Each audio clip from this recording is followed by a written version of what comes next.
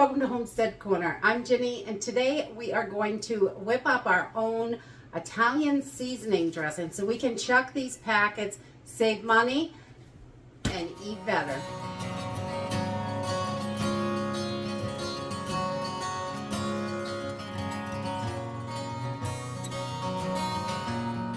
There are questionable ingredients in all of the stuff that we buy at the store. I mean, they can call it whatever they want, and the reality is not all of it is that great for us.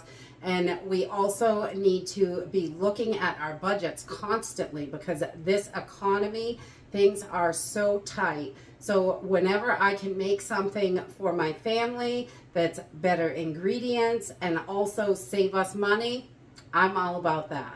So today we're going to be whipping up the dry Italian seasoning dressing mix. So you can make your own Italian dressing, or we use it a lot, just throw it in dishes, the dry mix to whip up different dishes and just add that Italian dressing flavor. So we really like it in a bunch of different dishes. Today we're just gonna grab a few things from the spice cabinet, whip this up. So let's go ahead and get started. Making your own seasoning mixes could not be simpler. You're just mixing up different seasonings from your spice cabinet that you already have, and the single ingredients are a lot cheaper than any of the spice blends when you buy them. So making your own only makes sense. So today we're just going to make up a simple Italian dressing mix, and I will show you how we make dressing with it as well. Or you can use it dry, which is how we use it most of the time because we really like it dry. But you can make up that dressing if you want to marinate meat in it or if you want to just use it on your salad. So we're going to start with 1 tablespoon of onion powder. Put that right in there.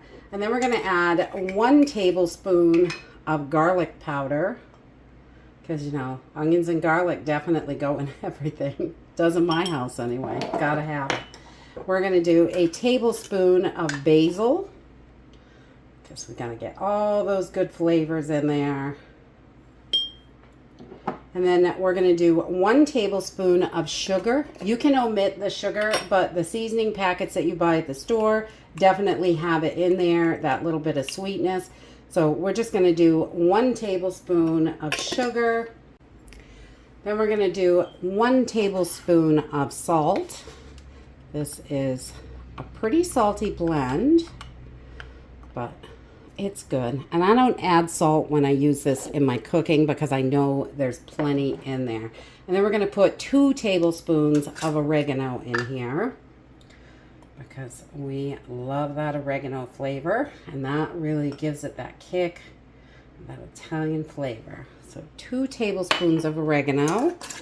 Then we're going to take and get our ground black pepper, and we're going to do 1 teaspoon.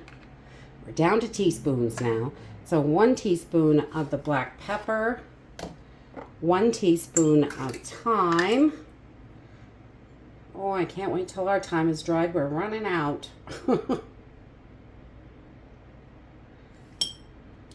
And we're also going to add 1 teaspoon of parsley to this.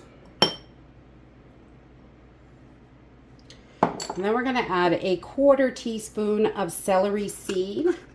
The original recipe that I found for this called for celery salt, but it's got tons of salt in there. So just 1/4 teaspoon of the celery seed. And if all you have is celery salt, I would just cut the other salt down a little bit. And then this is definitely optional, but we like to give it a little kick with some red pepper flakes. You can skip that if you don't like it, but I don't know, not too much, just a little bit. Give it a little kick in there. And that is it for your Italian dressing mix. It looks so beautiful in the jar, everything all layered in.